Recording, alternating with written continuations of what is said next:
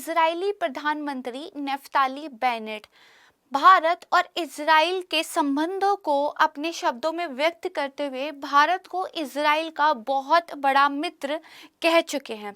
इससे पहले भी उन्होंने दो लोकतंत्रों के आदित्य और मधुर संबंधों को विकसित करने के प्रति अपनी रुचि को व्यक्त किया हुआ है।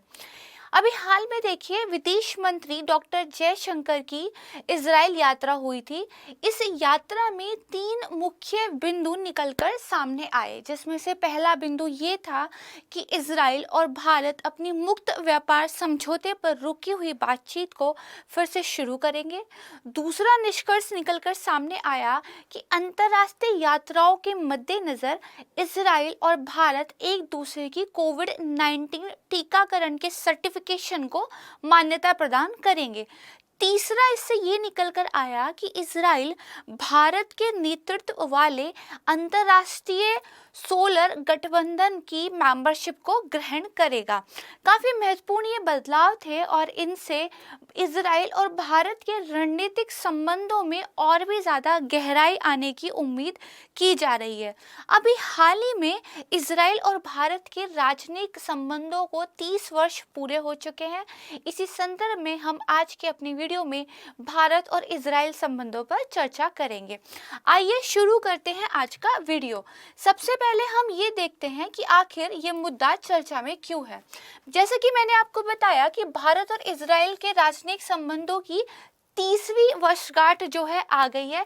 इसके लिए एक स्मारक लोगो, एक कॉमेमोरेटिव लोगो का जो है लॉन्च किया गया है, या आप कह सकते हो उसका शुभारंभ किया गया है। इसको डिजाइन कराया गया था प्रॉपर।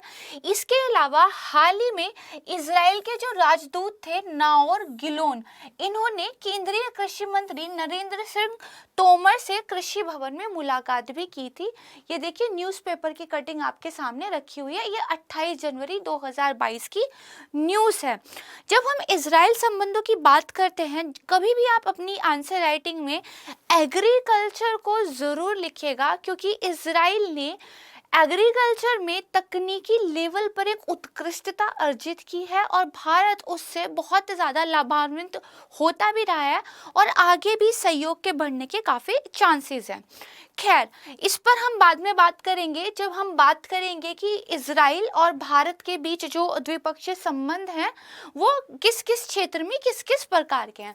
फिलहाल देखिए, अभी हमारी 73वें रिपब्लिक डे की जो पैरेड थी उसकी एक वीडियो का स्क्रीनशॉट जो है शेयर करते हुए वहाँ के जो हमारे इजरायली काउंटर पार्ट थे, उन्होंने बोला कि ये वाली जो क्लिप है, इस पर्टिकुलर क्लिप ने मेरे दिल को जो है एक तरीके से बहुत पसंद आया उनको, क्योंकि बेसिकली इस जो क्लिप में है तो यहाँ पे जो मिलिट्री है उन्होंने जो राइफल्स कैरी किए हुए हैं वो इजराइल की भागीदारी के साथ मिलकर हमने विकसित किए हैं।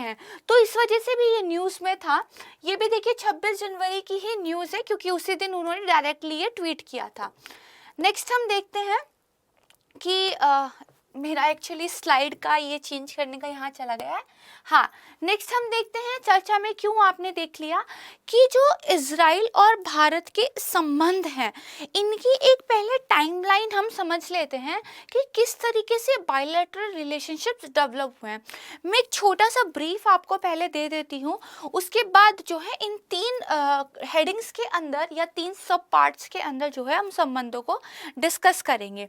सबसे पहले देखिए, भारत और इजराइल एक साथ ही 1947 में स्वतंत्र हुए थे, लेकिन इजराइल को आधिकारिक रूप से जो स्वतंत्रता की मान्यता मिली वो 1948 में मिली।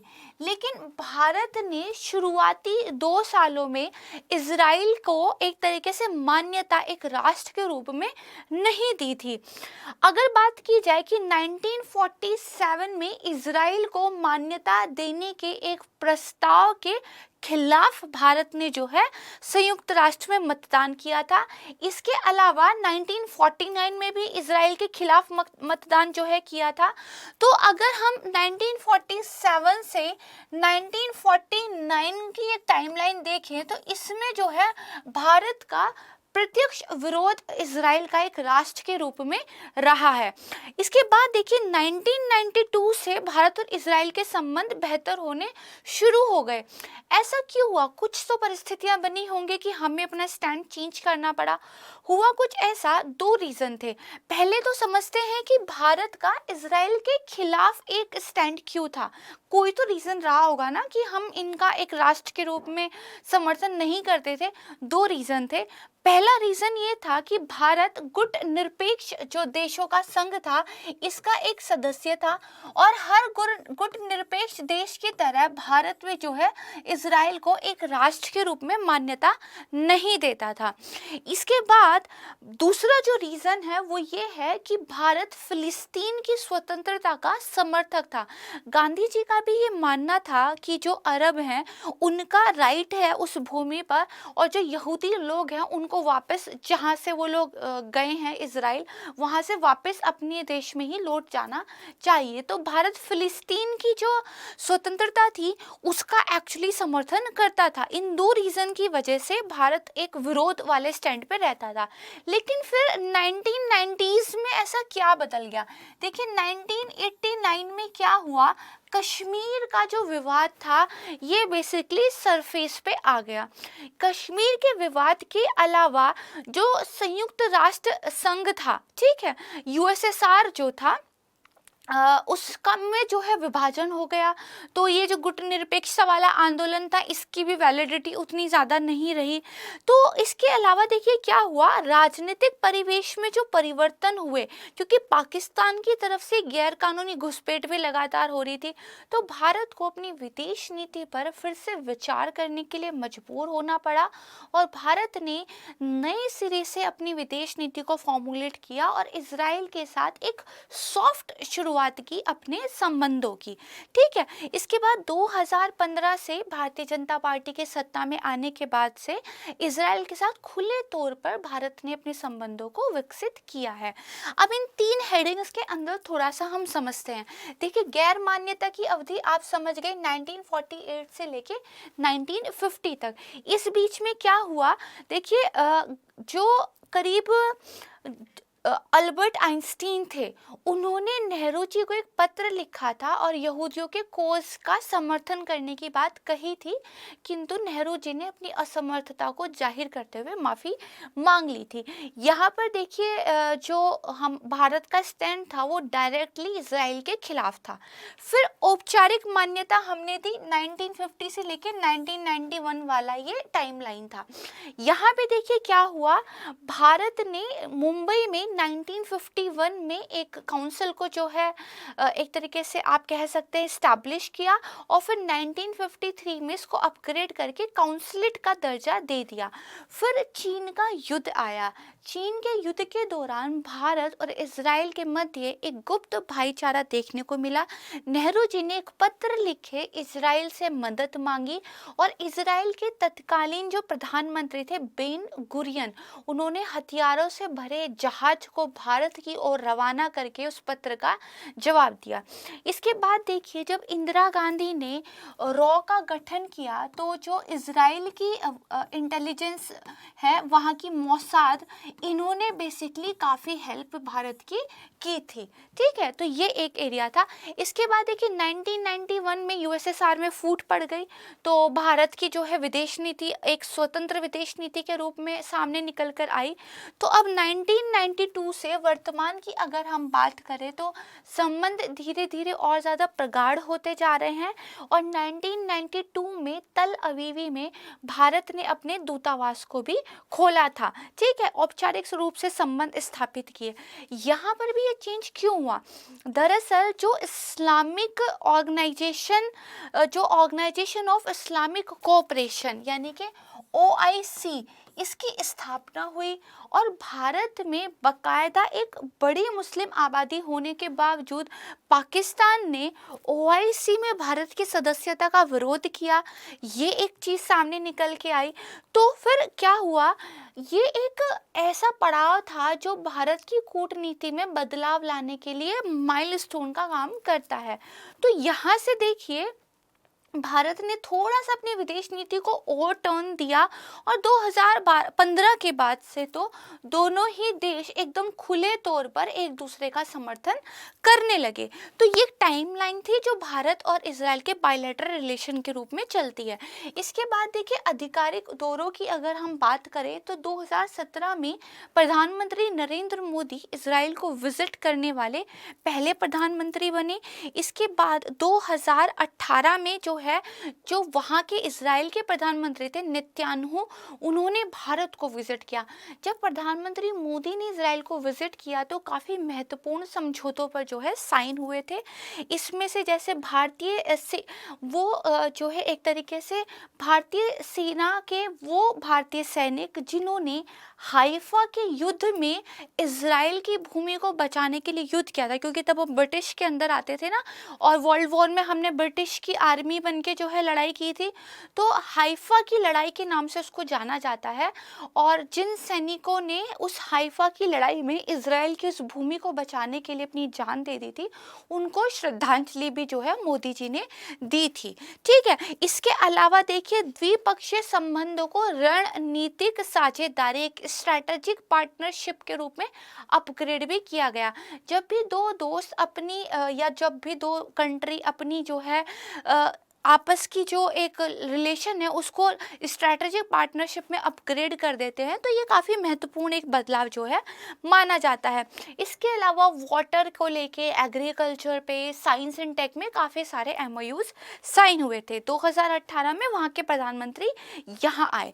अब देखिए बात करते हैं कि रीसेंट डेवलपमेंट क्या चल रहा है। तो मैंने आपको बताया हमारे विदेश मंत्री इजराइल गए थे। उन्होंने इजराइल जाकर वर्चुअल कॉन्फ्रेंस के माध्यम से अमेरिका और यूएई के साथ बातचीत की। बेसिकली चारों देश इजराइल, ठीक है, अमेरिका, इंडिया और यूएई, इन चारों ने एक वर्चुअल कॉन्फ्रेंस के माध्यम से बातचीत की। और बहुत इंपॉर्टेंट है, ध्यान दीजिएगा। और आज के टाइम पे जो परिस्थितियां चल रही हैं उनको ध्यान में रखते हुए पश्चिमी एशिया में एक पश्चिमी एशिया वाला क्वाड स्थापित करने पर इन लोगों की बातचीत हुई। क्वाड के बारे में आप जानते होंगे। अगर हम पैसिफिक ओशन की बात करें तो इंडिया, यूएस, ऑस्ट्रेलिया, जापान, इन 4 कंट्रीज ने मिलकर एक क्वाड ग्रुप को इस्टेब्लिश किया है, जिसको चाइना के काउंटर में देखा जाता है। इसी तरह पश्चिमी एशिया की बात की जाए तो इजराइल, इंडिया, यूएई और अमेरिका ने मिलकर एक क्वाड को स्टैब्लिश करने की बात की। फर्क इतना है, इन लोगों ने ये कहा है कि ये वाला जो क्वाड होगा ये असैन्य होगा। यहाँ पर जो भी मुद्दे बातचीत के लिए लाए जाएंगे वो नॉन मिलिट्री वाले होंगे। ठीक है, अब देखिए स्क्वाड की अगर बात की जाए तो ऐसी क्या परिस्थितियां बन रही हैं कि इसको लाने की ज़रूरत पड़ी है। देखिए हाल ही में काफ़ी वैश्विक और जो क्षेत्रीय राजनीतिक परिदृश्य है उसमें परिवर्तन हुए हैं। जैसे अफगानिस्तान पर तालिबान का कब्जा हो गया। इसके अलावा तुर्की, मलेशिया, ये लोग एक अलग राजनीति खेल रहे हैं। जो इस्लामिक कोऑपरेशन वाली कंट्रीज़ हैं, या फिर आप कह सकते हैं जो ओआईसी की कंट्रीज़ हैं, सऊदी अरब, यूएई हैं, इनकी एक अलग पॉलिटिक्स चल रही है। ठीक है, तुर्की सीधे सीधे इन लोगों के विरोध में आ गया है। अभी कुछ दिन पहले जब यूएई और अरब जैसे देशों ने मिलकर कतर का बॉयकॉट किया था, तो जो तुर्की था उसने उस टाइम पे कतर का समर्थन किया था। तो ये जो कॉम्प्लिकेटेड सी सिचुएशन चल रही है, इस सिचुएशन में बेसिकली एक ऐसी ऑर्गेनाइजेशन या एक ऐसी आप कह सकते हैं ग्रुपिंग की ज़रूरत महसूस होती है जो चीज़ों को बैलेंस कर सके। तो इसी संदर्भ में पश्चिमी एशिया में एक इकोनॉमिक क्वाड वर्जन, क्वाड का यानी कि आर्थिक सहयोग वाला वर्जन इस्टेब्लिश करने की इन लोगों ने बात की है। ये कैसे हुई शुरुआत? देखिए, इजराइल की जो अरब कंट्री है उनके साथ कभी भी बहुत अच्छे रिलेशन नहीं रहे हैं। सऊदी अरब इजराइल में तो बल्कि एक तरीके से खटास वाले संबंध रहे हैं। लेकिन पिछले ही साल क्या है, एक अब्राहम अकॉर्ड जो है साइन हुआ था, और इस अब्राहम अकॉर्ड के द्वारा अमेरिका ने जो है इजराइल और यूएई के बीच में संबंधों को अच्छा करने के बारे में बातचीत की थी। ये अब्राहम अकॉर्ड आपके प्रीलिम्स के लिए काफ़ी इंपॉर्टेंट है, इसको आप ध्यान रखिएगा। तो देखिए, इसके अलावा क्या हुआ, भारत ने एक एक्सटेंडेड नेबरहुड पॉलिसी को अपनाया, यानी कि विस्तारित पड़ोस की नीति। इस नीति के तहत भारत ने ये कहा कि जो यूएई है उसको हम अपना पड़ोसी देश ही मानेंगे। तो एक तरफ से तो भारत की तरफ से यूएई को पड़ोसी माना गया, दूसरा इजराइल और यूएई के संबंध अच्छे हुए, अमेरिका ने इसके बीच में मध्यस्थता की, तो ये एक अकॉर्ड साइन हुआ। तो इसीलिए ये चारों कंट्री आपस में साथ आ गए हैं, एक संवाद इन लोगों ने स्टैब्लिश किया है, और एक क्वाड ग्रुपिंग जैसी ग्रुपिंग स्टैब्लिश करने की ये लोग जो है बात कर रहे हैं। ठीक है, इसके बाद देखिए, अगर हम जो पूर्वी भूमध्य सागर वाला क्षेत्र है वहाँ पे भी थोड़े से राजनीतिक विवाद आपको देखने को मिल रहे हैं, तो इसलिए मध्य पूर्व का क्षेत्र यानी कि मिडल ईस्ट वाला जो एरिया है वहाँ पे इस तरह की क्वाड जैसी एक संस्था का औचित्य देखने को मिलता है।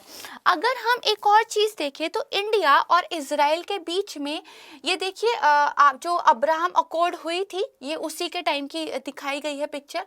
इसके अलावा अगर हम देखें तो इंडिया और इजराइल के बीच में एक होमलैंड सिक्योरिटी एग्रीमेंट भी साइन हुआ था। इस एग्रीमेंट के जरिए आतंकवाद का विरोध करना, पुलिस को प्रशिक्षण देना, इंटरनल सिक्योरिटी को बैलेंस रखना, इन सारी चीज़ों पे दोनों देश मिलकर काम कर रहे थे, काम करेंगे ऐसी बात जो है की गई। और अभी हाल ही में पाकिस्तानी आतंकवादियों के खिलाफ भारत ने जो बम यूज़ किए वो थे आपके स्पाइस बम, और ये जो स्पाइस बम है आगे हम इनको देखेंगे भी, ये इजराइल की तरफ से भारत को दिए गए हैं। तो ये भी इजराइल की भारत की होमलैंड सिक्योरिटी एग्रीमेंट के प्रति एक प्रतिबद्धता को दिखाता है। ठीक है, तो यहाँ तक हमने समझ लिया। अब यहाँ पे देखिए, बाकी आगे हम अपनी वीडियो में जाने से पहले इजराइल की मैप में लोकेशन को देखते हैं। ये देखिए, अगर वर्ल्ड मैप की बात की जाए तो यहाँ पे ये अरब पेनिनसुला है। ठीक है, अरब पेनिनसुला में जो ये वाला एक्चुअली एरिया है यहीं पे इजराइल जो है इस्टेब्लिश है। इसके इस तरफ जॉर्डन आता है, ठीक है, यहाँ पे इजिप्ट आ जाता है, और ये वाला जो एरिया है ये भूमध्य सागर से बाउंड्री बनाता है। ठीक है, इजराइल के अंदर देखिए 3 आपको चीज़ें याद रखनी है। एक आपको वेस्ट बैंक याद रखना है, ये यहाँ पड़ता है। इसके अलावा गोलन हाइट्स अगर आप देखेंगे, और गाजा स्ट्रिप यानी कि गाजा पट्टी जो पड़ती है ये पड़ती है। देखिए, इजराइल फिलिस्तीन विवाद में हम अपनी आज की वीडियो में नहीं जाएंगे, ना ही जॉर्डन वाली रिवर के ऊपर जो एक इजराइल वॉर हुआ था उसमें भी नहीं जाएंगे। आज हम स्पेसिफिकली सिर्फ इंडिया और इजराइल रिलेशन की बात करेंगे। तो ये वर्ल्ड के मैप में इजराइल की क्या लोकेशन है वो आपने समझ ली है। नेक्स्ट देखते हैं। देखिए, अगर हम इंडिया के कंटेक्स्ट में इजराइल की एक तरीके से देखें कि क्या पहुंच है, रीच है, तो अगर यहाँ से चलें तो इंडियन ओशियन से लेके कल की ही वीडियो में हमने ये वाला पूरा एरिया समझा था। ठीक है, ये अदन की खाड़ी से फिर रेड सी, और रेड सी से फिर स्वेज कैनाल से होते हुए जो है सीधे इजराइल में पहुंचा जा सकता है, या फिर आप सीधे रेड सी से जो है इजराइल में पहुंच सकते हैं। ठीक है, तो ये जो है एक इंडिया के साथ आप समझ सकते हैं, इंडिया के कंटेक्स्ट में आप इजराइल के मैप को यहाँ पे समझ सकते हैं। ठीक है, इसके अलावा ये देखिए, one belt one road initiative वाली जो ब्लू लाइन है ये दिखाता है, और ये पूरा का पूरा किस तरीके से इंडिया को घेर के चल रहा है, और इसीलिए चाइना के कंटेक्स्ट में बाकी कंट्रीज के साथ अपने रिलेशन को बैलेंस करना इंडिया के लिए कितना इम्पोर्टेंट है, और हर कंट्री के साथ बायलैटरल रिलेशन में चाइनीज फैक्टर को ध्यान रखना क्यों ज़रूरी है, ये भी इस मैप से हमें समझ में आता है। ठीक है, ये देखिए नेक्स्ट भी वही दिखाया हुआ है, दिल्ली और मुंबई से देखिए इजराइल तक का एक पूरा का पूरा रास्ता रूट दिखाया गया है। आपको कंटेक्स्ट में जो है चीज़ें समझ में आ जाएगी। प्रीलिम्स के लिहाज से इजराइल को कौन कौन सी कंट्रीज बॉर्डर करती है, मेडिटेरियन सी के आसपास की क्या लोकेशन है, अरब पेनिसुला की जो कंट्रीज हैं, रेड सी के आसपास जो कंट्रीज है, स्वेज कैनाल जो है, स्वेज कैनाल के अंदर एक बिटर लेक करके जो झील आती है, ये सारी लोकेशंस आपके लिए इंपॉर्टेंट हो जाती है। तो इनको आपने क्या करना है, ध्यान रखना है। तो देखिए हिस्ट्री हमने एक समझ ली, हमने ये भी देख लिया कि अभी जो है हम 30 ईयर अपने टाइज के जो है सेलिब्रेट कर रहे हैं, ठीक है। अब हम बात करते हैं कि ये टाइमलाइन दी है इंडिया इजराइल रिलेशनशिप की, इसको आप ध्यान से देख लीजिएगा कि किस प्रधानमंत्री के कार्यकाल में क्या एक विकास हुआ है, इसको आप यहाँ से देख सकते हैं, ठीक है। अब हम समझेंगे भारत और इजराइल के संबंधों के बारे में, और ये वाले जो है सब हेडिंग्स होंगी जिनके अंदर हम इसको समझेंगे। देखिए इजराइल के कंटेक्स्ट में जब भी बात करें तो जो रक्षा संबंध है, जो डिफेंस रिलेशन है, ये काफ़ी इम्पॉर्टेंट हो जाते हैं, क्योंकि इजराइल टेक्नोलॉजी के मामले में, इनोवेशन के मामले में एक बहुत ही अग्रणी देश है।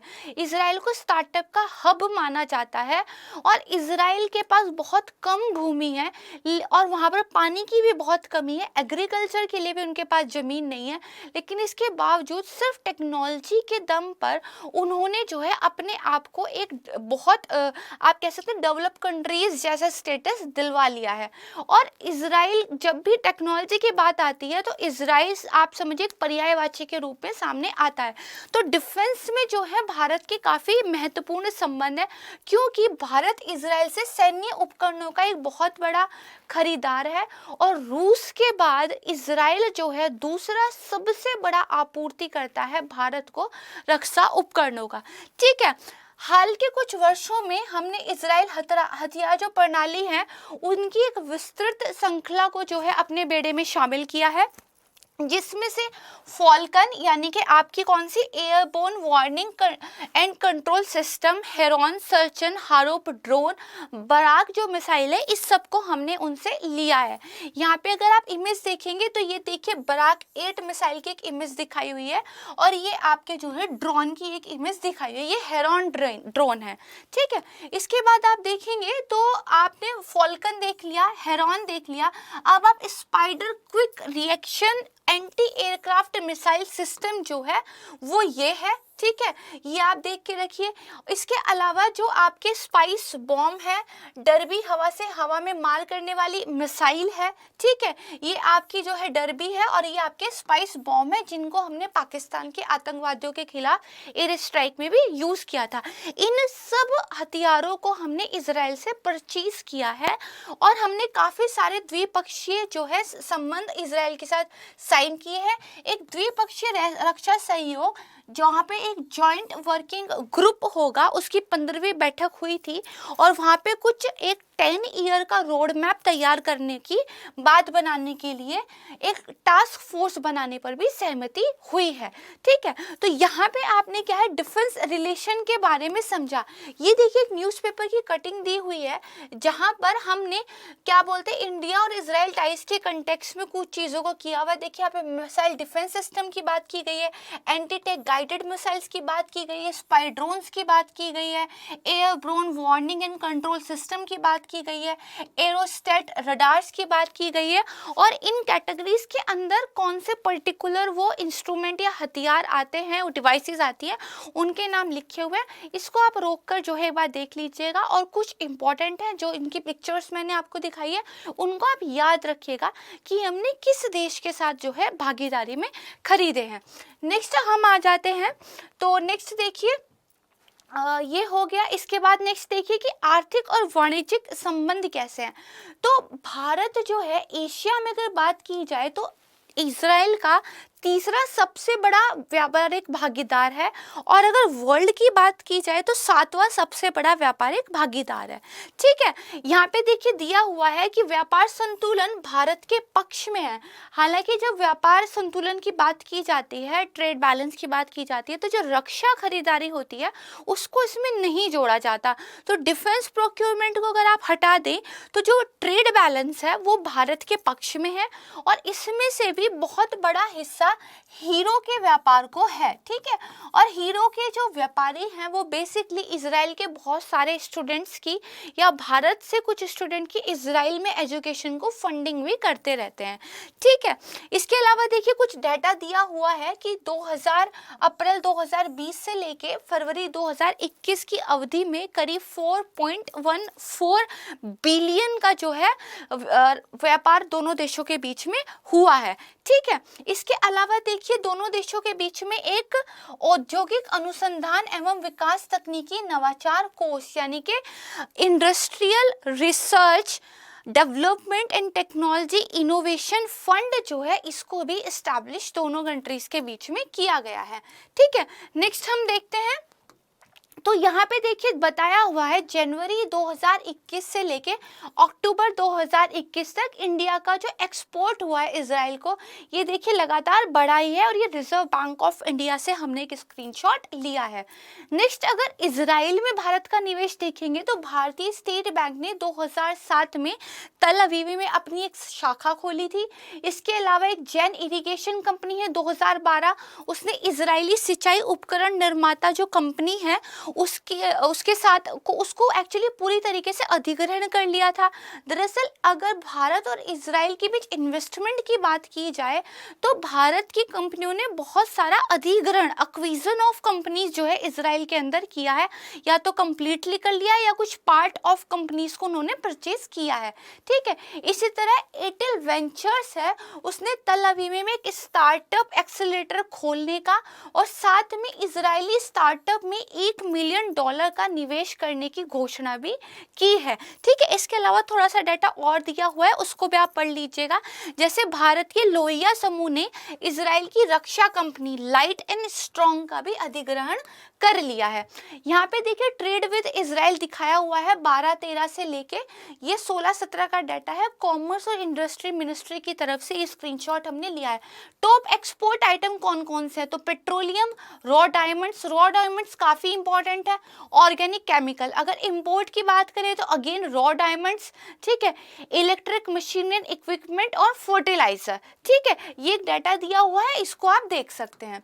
नेक्स्ट अगर हम बात करें एग्रीकल्चर की, मैंने स्टार्टिंग में बताया था कि ड्रिप इरिगेशन की टेक्नोलॉजी में इजराइल बहुत आगे है और इजराइल ने देखिए टेक्नोलॉजी के बेस पे अपने यहाँ पानी की ज़रूरतों को, पानी को विलवणीकृत करने वाले संयंत्र की जो तकनीकी है उसमें बहुत आगे पहुँचा लिया है। वो अपनी सारी ज़रूरतों को टेक्नोलॉजी के बेस पे पूरा कर रहे हैं। तो देखिए कृषि विकास में सहयोग के लिए 3 वर्ष के कार्य समझौते पर हस्ताक्षर किए गए थे, ठीक है। इसके अलावा पूसा में एक कृषि प्रदर्शन फार्म भी संचालित जो है किया जा रहा है, ठीक है। इसके अलावा सेंटर ऑफ एक्सीलेंस जो है इजराइल की तरफ से भारत में चलाए जा रहे हैं और फिलहाल 29 जो है सीईओ 12 भारतीय राज्यों में, जिनके नाम यहाँ पर दिए हुए हैं, बंगाल, गुजरात, हरियाणा, कर्नाटक, यहाँ पर चलाए जा रहे हैं। इन सेंटर ऑफ एक्सीलेंस में, इन उत्कृष्टता केंद्रों में जो है आप 25 मिलियन से अधिक सब्जी के पौधे, कुछ लाख से ज़्यादा अधिक गुणवत्ता वाले फल पौधों का उत्पादन हो रहा है और ये हर साल करीब 1.2 लाख लोगों से ज़्यादा या 1.2 लाख किसानों को ट्रेनिंग भी देते हैं। इन सेंटर ऑफ एक्सीलेंस में एक्चुअली क्या है, एक कंट्रोल्ड इन्वायरमेंट के अंदर बेसिकली प्रोडक्शन की जाती है और बहुत ज़्यादा प्रोडक्टिविटी फसलों की जो है बढ़ जाती है। यहाँ पे देखिए क्रॉप कल्टीवेशन जो कि इजराइल की एग्री टेक्नोलॉजी यूज़ करके की गई है उसका एक कंपैरिजन दिखाया हुआ है। टमाटो बिना उनकी टेक्नोलॉजी के विद टेक्नोलॉजी, इसी तरह चेरी टमाटो, कुकम्बर और कैप्सिकम, ये एक डाटा दिया हुआ है, इसको आप देख सकते हैं। ये देखिए जो सेंटर ऑफ एक्सीलेंस है उसकी एक पिक्चर दिखाई गई है, ठीक है। ये जो सेंटर ऑफ एक्सीलेंस है इनका ही दोबारा से डाटा मैंने यहाँ पे साथ में दिखा दिया है, ठीक है। नेक्स्ट बात करते हैं वाटर टेक्नोलॉजी की।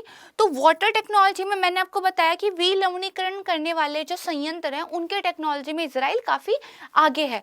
तो देखिए यहाँ पर बुंदेल क्षेत्र में पानी के मुद्दे को संबोधित करने के लिए आपको पता है कि भारत का जो बुंदेल वाला रीजन है वहाँ पे पानी की बहुत कमी है, सूखा रहता है, ठीक है। इजराइल और उत्तर प्रदेश सरकार ने एक योजना पर जो हस्ताक्षर किए थे 2020 में। इसके अलावा कई विलवणीकरण संयंत्र बनाए गए हैं, ठीक है। अभी देखिए क्या है, यमुना नदी पर एक विशेष जल उपचार संयंत्र के साथ उत्तर प्रदेश जल बोर्ड को ये स्वच्छ पेयजल उपलब्ध भी करा रहा है। तो यहाँ पे आप और देखेंगे कि कुछ कर्नाटक के गांव वगैरह में भी इनकी तरफ से जल आपूर्ति प्रणाली के द्वारा एक पे वाटर जो होता है, ड्रिंकिंग वाटर है, वो अवेलेबल कराया जा रहा है। अगर हम भारतीय प्रवासियों की बात करें तो यहाँ पे भी प्रीलिम्स के लिए इम्पोर्टेंट एक डाटा आ जाता है। देखिए इजराइल में जो है भारतीय जो डायस्पोरा है करीब 85,000 यहूदी जो भारतीय मूल के हैं वो इजराइल में रहते हैं। अगर इन यहूदियों के पेरेंट की बात की जाए तो कम से कम एक उनका जो पेरेंट होगा वो भारतीय है, ठीक है। 1950 के बाद से भारत के नागरिकों का इजराइल में जाना शुरू हुआ और देखिए इनको अलग अलग नामों से जाना जाता है। जो लोग महाराष्ट्र से गए उनको बेनी इजराइलिस बोलते हैं, जो लोग केरल से गए, ठीक है, उनको कोची यहूदी बोलते हैं, ठीक है। जो लोग कोलकाता से गए उनको बगदादी यहूदी बोलते हैं, जो लोग उत्तर पूर्व से गए उनको बेनी मनाशी बोलते हैं। ये देखिए वो 85,000 का डाटा है, ठीक है। मेजोरिटी लोग जो जाते हैं वो महाराष्ट्र से जाते हैं, ठीक है। और कम से कम 12,500 इंडियन सिटीजन जो हैं वो इजराइल में हैं। तो ये इंडियन डायस्पोरा की एक जो है डाटा यहाँ पे दिया गया है। इसके बाद अगर देखें विज्ञान और प्रौद्योगिकी की बात, तो देखिए मैंने आपको बताया था कि 3 जॉइंट रिसर्च एंड डेवलपमेंट परियोजनाओं को मंजूरी फिलहाल दी गई है करीब 5.5 मिलियन की। इसके अलावा I4F जिसके बारे में मैंने पीछे भी आपको बताया था, इसको और ज़्यादा एक्सपेंड करने की बात चल रही है, ठीक है। भारत और इजराइल के जो विशेषज्ञ हैं उनकी 8वीं बैठक अभी हुई थी, उस बैठक में ये डिसीजन लिया गया है, ठीक है। तो ये देखिए विज्ञान प्रौद्योगिकी की बात है। देखिए जब आपको दो देशों के बायलैटरल रिलेशन के बारे में बताना होता है ना, तो थोड़ा सा आपको चीज़ों को इसी तरीके से बताना पड़ता है कि किस सेक्टर में क्या काम हो रहा है। जब तक आप डाटा नहीं देंगे तब तक आप अपने आंसर को ना प्रूफ के साथ रिप्रेजेंट नहीं कर रहे। खाली ये लिखने से कि संबंध बहुत अच्छे हैं, रणनीतिक संबंध हैं, इससे नंबर नहीं मिलते। आपको बकायदा हेडिंग्स में डिवाइड करना पड़ेगा, आपको डाटा देना पड़ेगा, आपको परियोजनाओं के जो ग्रुप्स चल रहे हैं, जो काम चल रहा है, जहाँ पे चल रहा है, उन सब के नाम जो है एक तरीके से मेंशन करने पड़ते हैं, ठीक है। तो देखिए मैंने आपको कुछ चीज़ें बताई, पीटी के लिहाज से जो इम्पोर्टेंट होता है वो मैं आपको बता देती हूँ। अब हम आगे बात करते हैं। देखिए अब आगे एक चीज़ तो आप ये याद रखिएगा कि अगर इंडियन डायस्पोरा की ही बात की जाए तो अभी नो कॉन्टैक्ट पॉलिसी, देखिए अभी जब कोविड की महामारी आई तो भारत में अभिवादन का एक जरिया नमस्ते है जिसमें कोई भी फिजिकल टच नहीं होता है। तो इजराइल में भारत के इस नमस्ते को जो है अपनाया गया था इस कोविड महामारी में, ठीक है। इसके अलावा अभी संयुक्त राज्य अमेरिका UAE, ठीक है, भारत और इजराइल ने 2021 में एक घोषणा की, एक टेम्पलेट जारी किया क्वाड वाला जो मैंने आपको बताया था। और अभी मार्च 2022 में इनके विदेश मंत्रियों की एक बैठक होगी, ऐसी भी घोषणा की गई है, ठीक है। अगर फिलिस्तीन मुद्दे की बात की जाए तो फिलिस्तीन मुद्दे पर भारत का रुख जो है जस का तस है। और यहाँ पे भारत ने क्या है एक डी-हाइफनेशन नीति का जो है स्टार्ट जो है कर दिया है। देखिए अमेरिका ने भारत और पाकिस्तान के साथ इस नीति का अनुसरण किया है। अमेरिका पाकिस्तान के साथ भी अच्छे रिलेशन रखता है और भारत के साथ भी रखता है, आपस में भले ही उनकी कितनी तलखी हो। इसी तरह भारत ने भी अब क्या किया है, वो इजराइल के साथ भी संबंधों को अच्छा रखता है, लेकिन वो फिलिस्तीन के कोस को भी सपोर्ट करता है। और फिलिस्तीन के मुद्दे पर इजराइल की निंदा करने के बावजूद दोनों देशों के संबंध अच्छे हैं। अभी हाल में अमेरिका के द्वारा संयुक्त राष्ट्र के अंदर यरूशलेम को इजराइल की राजधानी घोषित करने का एक प्रस्ताव लाया गया था, भारत ने उस प्रस्ताव का विरोध किया था। तो फिलिस्तीन मुद्दे पर अपने सेम स्टैंड को रखने के बावजूद इंडिया एक इंडिपेंडेंट अपनी जो है पॉलिसी इनके साथ विकसित करने पर राजी हो चुका है, ठीक है। इसके अलावा देखिए मैंने आपको बताया था कि इज़राइल एक ऐसा दोस्त है जिसने भारत की जब भी कभी इमरजेंसी में ज़रूरत पड़ी है, चाहे वो चीन का युद्ध हो, चाहे वो पाकिस्तान के साथ युद्ध हो, हमेशा जो है साथ दिया है। शुरू से ही इज़राइल का कश्मीर पर ये स्टैंड रहा था कि कश्मीर एक इंटीग्रल पार्ट है इंडिया का। हालांकि दिल्ली डिक्लेरेशन करके अभी कुछ टाइम पहले एक घोषणा जो हुई थी उसमें कश्मीर वाली बात का जिक्र नहीं था। तो इससे ये भी पता चलता है कि शायद इजराइल भी अब अपनी एक इंडिपेंडेंट नीति विकसित कर रहा है। और जिस तरह हम इजराइल और सऊदी अरब के साथ रिश्तों की इक्वेशन को नहीं समझ पाते, इसी तरह इजराइल भी चीन और हमारे रिश्तों की इक्वेशन को नहीं समझ पाता है। लेकिन इसके बावजूद जैसे हमारे अरब कंट्रीज के साथ भी रिलेशन अच्छे हैं और इजराइल के साथ भी रिलेशन अच्छे हैं, इसी तरह इजराइल के अमेरिका के साथ तो बहुत ज़्यादा अच्छे संबंध हैं, लेकिन उनके चीन के साथ भी अच्छे ही संबंध हैं। ठीक है, तो ये हमने जाना कि देखिए जो विदेश नीति होती है वो इतनी आसान नहीं होती, काफ़ी सारे फैक्टर्स उसमें रहते हैं।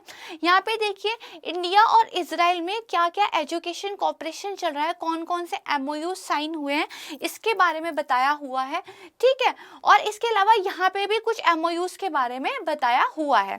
ठीक है, ये थी हमारी आज की वीडियो और पीडीएफ को लेके आप निश्चिंत रहा कीजिएगा। वीडियो आने के 2 या 3 दिन के अंदर वेबसाइट पर पीडीएफ को जो है अपलोड कर दिया जाता है, वहाँ से आप पीडीएफ को जो है अपलोड कर सकते हैं। इसीलिए कुछ चीज़ों को मैं पढ़ के आपको नहीं बताती हूँ ताकि उनको आप पीडीएफ से पढ़ सकें। तो पीडीएफ संस्कृति आईएएस की वेबसाइट पे जाके वहाँ से डाउनलोड कर सकते हैं। ठीक है, तो आज के लिए बस इतना ही। मुझे उम्मीद है कि वीडियो आपको काफ़ी पसंद आया होगा। अगर वीडियो आपको अच्छा लगा है तो इसको लाइक ज़रूर कीजिएगा, शेयर कीजिए ज़्यादा से ज़्यादा। अगर आपने अभी तक चैनल को सब्सक्राइब नहीं किया है तो चैनल को सब्सक्राइब कीजिए। आपका दिन शुभ हो। नमस्कार।